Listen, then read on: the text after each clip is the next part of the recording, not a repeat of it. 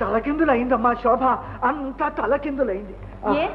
ఏమైంది నాన్నగారు? అవడానికి ఏముందమ్మా, ఏముంది? కాళ్ళ వేళ బడి బతిమాలితే మహారాజు గారు మరికొన్ని రోజులు గడువు ఇచ్చారు. ఆలోగా ప్రతాపుని బట్టి బంధించి ఇవ్వకపోతే మన రాజ్యం లాగేస్తారు. దాంతో చెట్టుకొహ పిట్టలాగా చెదిరిపోవలసిందే. అంతే, ఇక మనకు దిక్కు లేదమ్మా, దిక్కు లేదు. ప్రతాప్ని క్షమించమని మహారాజు గారితో చెప్పలేదా? చెప్పకుండా ఉంటానా? చెప్పాను. చెప్పి చివాట్లు కూడా తిన్నానమ్మా, తిన్నాను. నువ్వు కూడా అక్కడ ఉంటే నీకు తెలిసి వచ్చేది మహారాజు గారు ఎలా మండిపోయారు. ప్రతాప్ని క్షమించే ఉద్దేశం మంచిదే. ప్రచండ నువ్వా? ప్రతాపే వదిలేశాడా? వదిలేశాడు. అందుకే అతన్ని క్షమించటం మంచిదంటున్నాను. అయితే నువ్వు కూడా శోభ ఉద్దేశాన్ని అంగీకరిస్తున్నావన్నమాట. అవును, అతని మంచితనాన్ని నేను ఇప్పుడు గ్రహించగలిగాను. విన్నారా నాన్నగారు? నేను చెప్పానా ప్రతాప్ చాలా మంచివాడని? ప్రచండుడు కూడా ఒప్పుకున్నాడు. కనుక ఈసారి మనందరి అభిప్రాయంగా మహారాజు గారితో చెప్తే మాట్లాడకుండా ఒప్పుకుంటారు. అవు కావలసిన వాళ్ళిద్దరూ అవునంటుంటే మధ్య నేను కాదంటానా? తిరుగుబాటు అణిగిపోయి శాంతి స్థిరపడితే మాకంతే చాలు.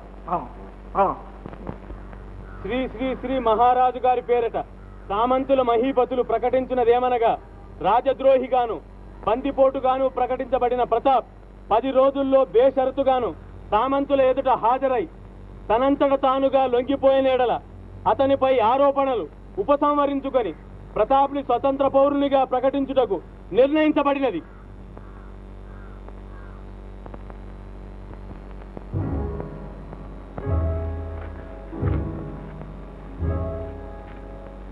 మోసం, మోసం, ముమ్మాటికి మోసం. నువ్వు 1000 చెప్పు, 1,00,000 చెప్పు, నేను ఈ పరమానాన్ని నమ్మలేదు. కుచితుడు రాసిన దాంట్లో కుతంత్రం ఉండి తీరుతుంది. ఎందుకైనా మంచిదని నిన్ను పట్టుకోవడానికి పని పన్నాక ఈ సంగతి నాకే కాదు, కన్ను పని పసిగందుకు కూడా తెలుసు. నువ్వేమంటావు?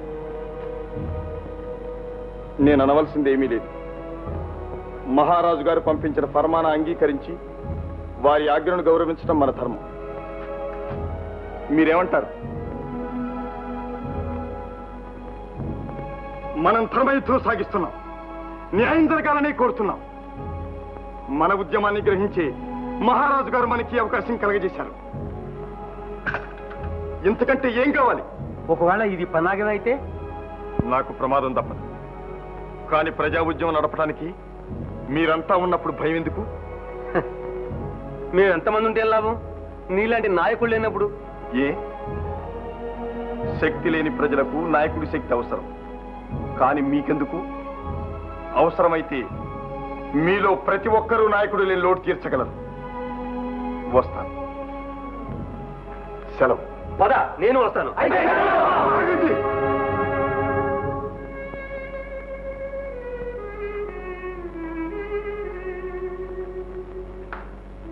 జోగులు, నా మాట విను.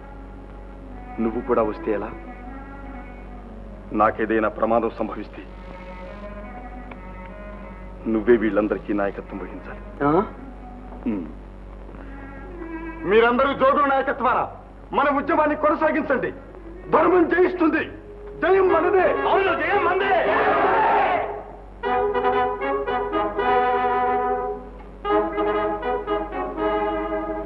బాబు, నన్నైనా నీతో రాని. నా జీవితం మట్టిపాలయ్యేలోగా ఒక మంచి పని చేశానన్న గౌరవం నాకు దక్కించు బాబు. వద్దు బాబాయ్, వద్దు. మేముండగా నీ బోటి వృత్తులకు శ్రమ కలిగించు. యువ ప్రపంచాన్ని ముందుకు సాగని. వస్తా.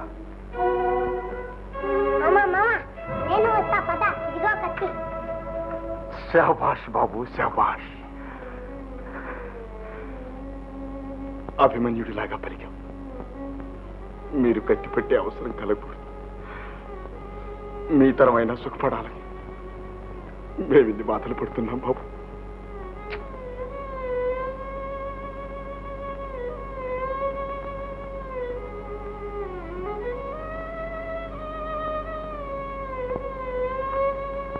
వస్తా మల్లిక.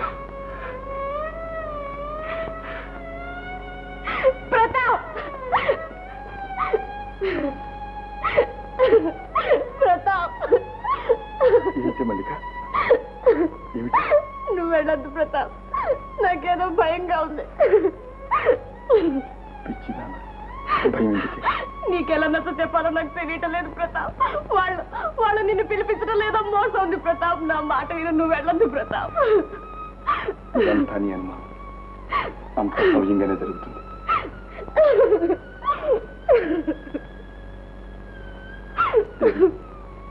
ఏది ధైర్యంగా చూడు. వెళ్ళిరానా?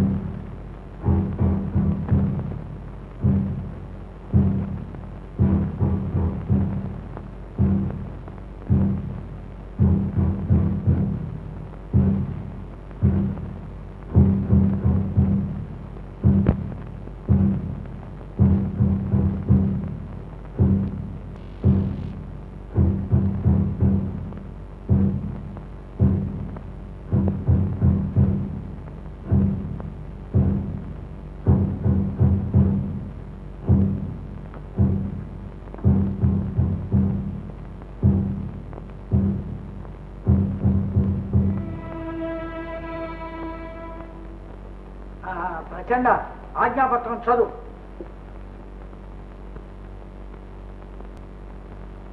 శ్రీ శ్రీ శ్రీ మహారాజులకు సామంతులు, ఈ రాజ్యానికి రాజులు అయిన శ్రీ శ్రీ వీర విక్రమ మహీపతుల వారు మహారాజా వారి ఆజ్ఞ ప్రకారం వెంకటాపురం నివాసి రోసయ్య కొడుకు అయిన ప్రతాప్ని ఖైదు చేస్తున్నాం.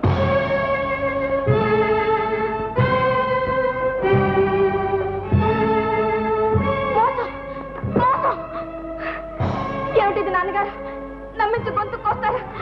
భగవంతుడు మిమ్మల్ని ఎప్పటికీ క్షమించడు. శోభ, తండ్రి దగ్గరే ఇలా మాట్లాడడానికి సిగ్గు లేదు. లేదు, నీ కూతురు నేనెందుకు సిగ్గుపడుతున్నాను.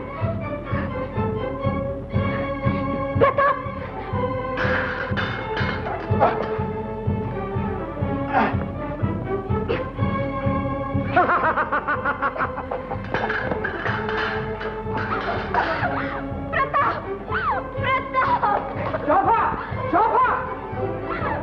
నాన్నగారు, నాన్నగారు, ప్రతాప్ని విడిచిపెట్టండి. లేకపోతే ప్రజలకు న్యాయం అంటే నా అసహ్యం కలుగుతుంది. నా కోసం కాకపోయినా న్యాయాన్నైనా మన్నించండి. నాన్నగారు, నా మాట వినండి. ప్రతాప్, మమ్మల్ని క్షమించు ప్రతాప్.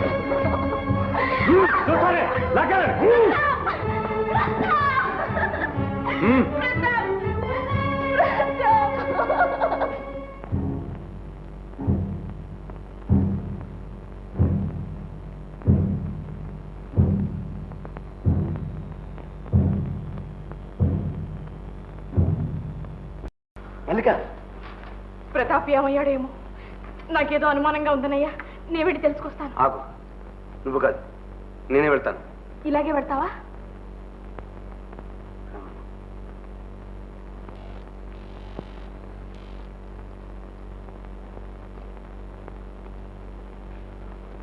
తీసుకురా.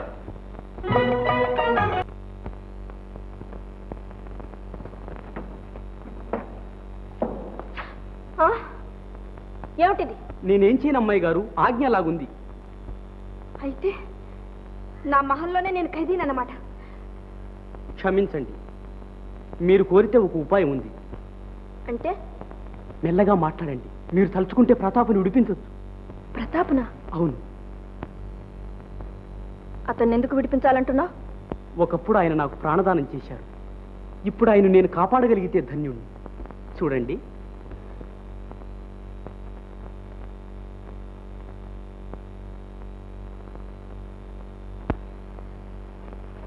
నాన్నగారు, నాన్నగారు, చేసిన పొరపాటు తెలుసుకున్నా. అలా కత్తి విసరడం చాలా పొరపాటు.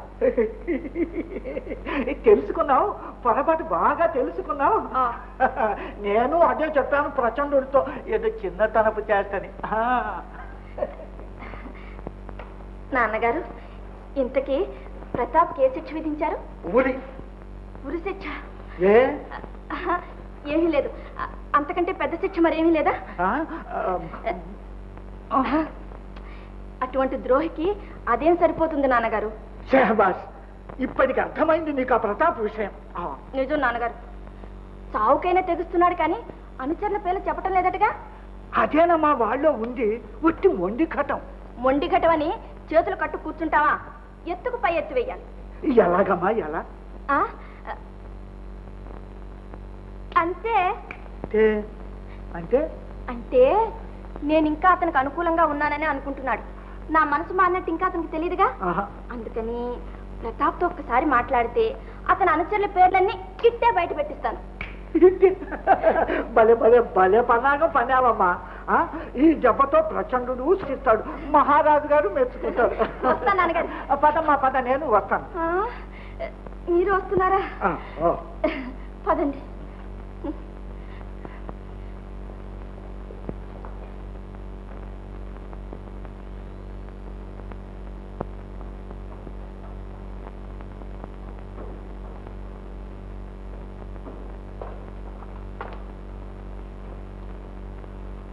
తలుపుతాడు.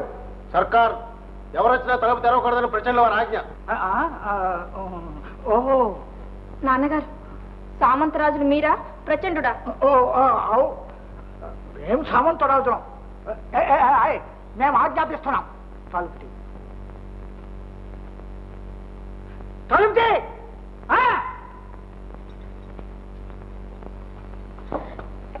నాన్నగారు, మీరు ఇక్కడే ఉండండి. మీరు కూడా వస్తే అతనికి నమ్మకం కుదరదు. నమ్మకమా? కానీ నేను ఒంటరిగా ఎలా పంపేదమ్మా? నాకేం భయం లేదు, అతను ఉన్నాడుగా.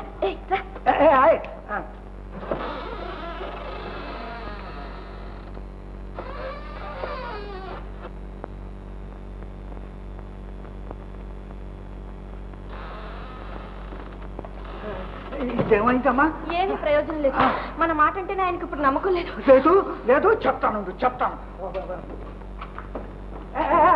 తలుపులు గట్టిగా రాయండి, జాగ్రత్తగా చూసుకుంటూ ఉండాలి. తలుపులు ఎవరు తెచ్చారు?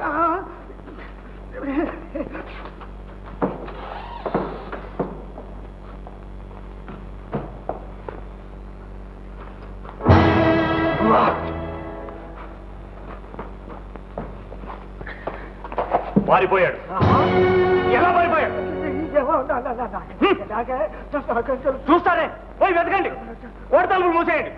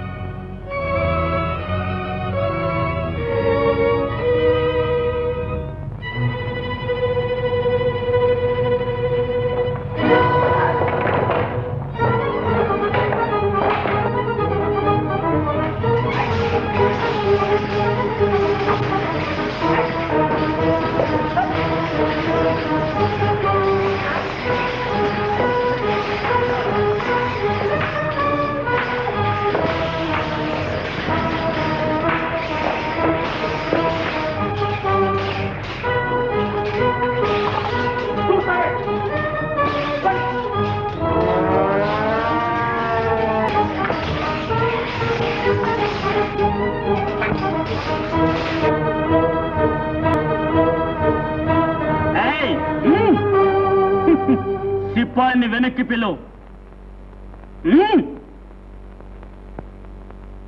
వెనక్కి రండి.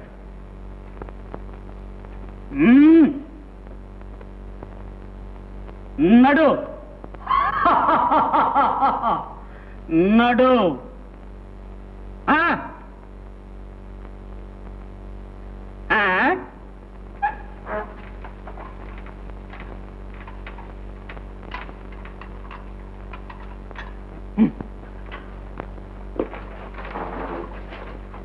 బయట గుర్రం సిద్ధంగా ఉంది, త్వరగా వెళ్ళు.